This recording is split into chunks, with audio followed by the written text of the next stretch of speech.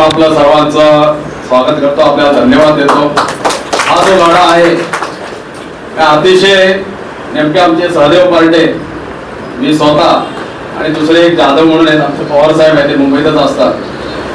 असं करताना युट्यूब वगैरे बघताना या पनी साहेबांचे व्हिडिओ वगैरे बघितले आणि यांना म्हटलं बघ तुम्ही कॉन्टॅक्ट आहे काय, हे आहे काय, अशा पद्धतीने आम्ही मग म्हटलं अरे आपण 2-4 जण कुठेतरी नाक्यावर भेटून हे काय हे होणार नाही।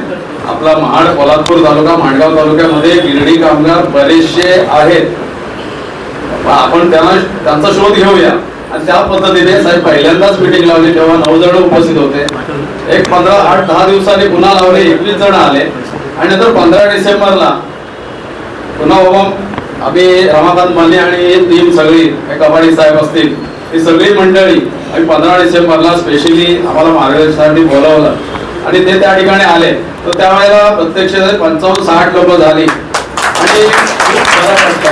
मी म्हणेन की काय गिरणी कामगार पूर्ण विखुरलेला आहे, खेड्यापाड्यात आहे आणि त्याच्या मनावर एक बिंबलेला आहे असं की अरे काय मुदत संपली, आम्ही गेलो होतो एकदा विचारायला गेलं तर आता आमचे अर्ज घेतच नाहीत, आता तुम्हाला मिळणार नाही म्हणे असं, त्यामुळे त्यांनी नादच सोडून दिला।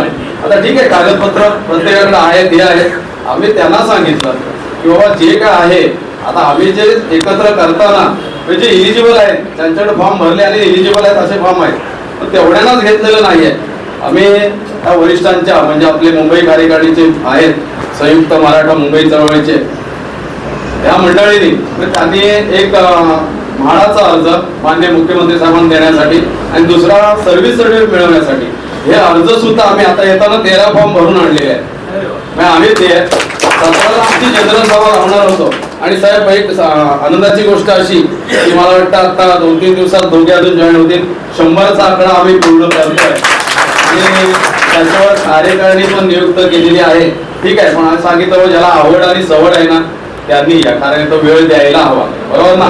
बाकी सगळ्या गोष्टी तुम्ही आम्ही मिळून हे करू, काय साधी माणसं आहे तो। आता आपल्याला माहिती आहे सगळं, माझेही वडील सुपारवर इंडिया युनायटेड मिल नंबर 1 मध्ये होते, त्या मिलमध्ये, आणि माझं नाव प्रकाश चिले। आता मी गव्हर्नमेंट सर्व्हिस मध्ये राहून रिटायर वगैरे आले, मला एक आवड आहे ती, म्हणजे 19 रिटायर झाल्यापासून सामाजिक आणि गावकीच्या याच्यामध्ये राजकारण सोडून तिकडे काय आपण गेलेलो नाही, त्या सगळ्या माध्यमातून करताना ही आपली उभी। तर मला एक आपल्याला विनंती करायची, आपण ज्या ज्या गावातून ज्या विभागातून आला असाल तिथं आपल्या गिरणी कामगारांचा शोध आपण घ्यायचा आहे।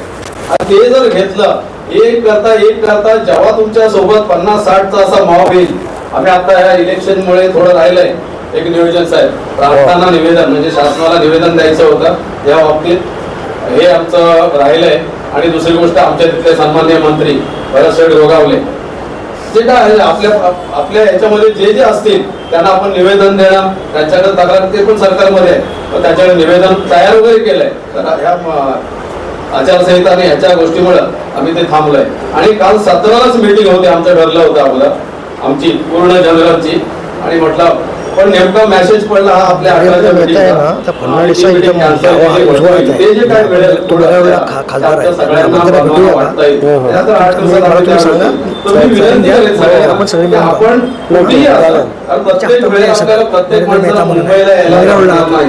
सांगितलं तरी आता सुशिक्षित माणसं आहे पण त्यांना सुद्धा ही उत्तरे मिळत आहे। साधा खेड्यात आलेला माणूस सगळं मळका असेल, पिशवी मळकी असेल, कागद पूर्ण हे झालेले असेल, त्यांना खरंच थारा मिळणार आहे काय? त्यासाठी एक माध्यम म्हणून आम्हाला एक आपल्याला सगळ्यांना त्यांच्या रूपाने का होईना जे मुंबई संयुक्त मराठी चळवळ आणि गिरणी विभाग यांच्या रूपाने आपल्याला एक आशेचा किरण सापडलेला आहे। तर त्याच्यात ती ज्योत जी आपण आता लावलेली आहे त्याच्यामध्ये प्रत्येकाने आपला सहभाग घेऊन ते जेवढं टाकलं ते तेवढं ठेवायला हवे आणि ती मोठी करायला हवी, तेव्हाच आपल्याला यश मिळणार आहे।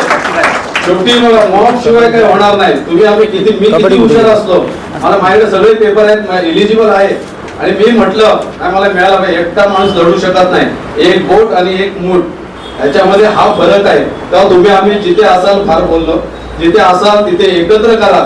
ज्या राज्यभर सगळे आपले गिरणी कामगारच होते, आपला पश्चिम महाराष्ट्र म्हणा, कोकण म्हणा आणि इकडचा काही पट्टा असेल, तर हे सगळे जवळ गिरडीमध्ये होते, म्हणजे लालबाग असेल, परळ असेल, कैरोड, लोअर परळ या, कारण मी महाराष्ट्र हायस्कूलला शिकायला होतो, 9वी-10वी मध्ये होतो, मला थोडंसं माहिती आहे इथलं, माझे वडील मिल मध्ये असताना। तो प्लीज मी एवढीच विनंती करेन, जसं मला वाटतं आपले व्हिडिओ वगैरे येतात त्याच्यावर मी कॉमेंट्स करताना प्रत्येकाला तिथं सूचना टाकतो की आपण एकत्र ज्या ठिकाणी आहोत काय माहितीये तिथे आपली साधी माणसं आहेत, त्यांना आपला एखादा जरी वासनात लंगडी काही शहाणी का होईना पण एखादा जरी मार्गदर्शन करणारा जर भेटला तर ह्या गोष्टी त्यांनाही दिलासा मिळतो. खुश आहेत लोक अगदी. आम्ही आज 13 जण काल भरले 13 जणांचे फॉर्म, एक सर्व्हिस सर्टिफिकेटसाठी आणि एक म्हाडाचा, आणि तो घेऊन आलो. सगळ्यांना येणं तर शक्य नाही ना, तर या गोष्टी आपण तुम्ही आम्ही करायच्या आहेत. आणि एक आता जागेवर म्हाड जी मुंबईत जाऊन माहिती घ्यायची होती ते आज म्हाडमध्ये आम्हाला मिळते. एक कार्यालय आहे आमच्या गवळी समाजाचा हॉल आहे, ठीक आहे. आता त्या योगायोगाने मी त्या महाड पोलादपूर गवळी समाजाचा अध्यक्ष असल्यामुळे मला तो वापरता येतो कुठल्याही प्रकारचा विना मोबदला, तर हरकत नाही. मला विचारतात भाडं बिडं, भाड्याचं नंतर बघू.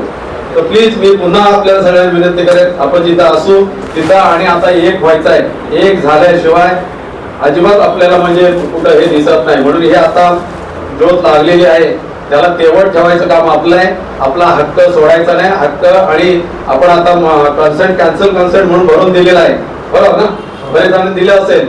शेलो वागणीचे आपले हा विषय सगळ्यांना माहिती असेल, तो भरून दिलाय. त्यानंतर नशीब की हे जे मार्च साहेब सांगतील मार्च 2024 मध्ये जो GR काढला की शेलो वागणी किंवा कोण मध्ये जे घर नाकारतील ही पण भीतीच आहे ना.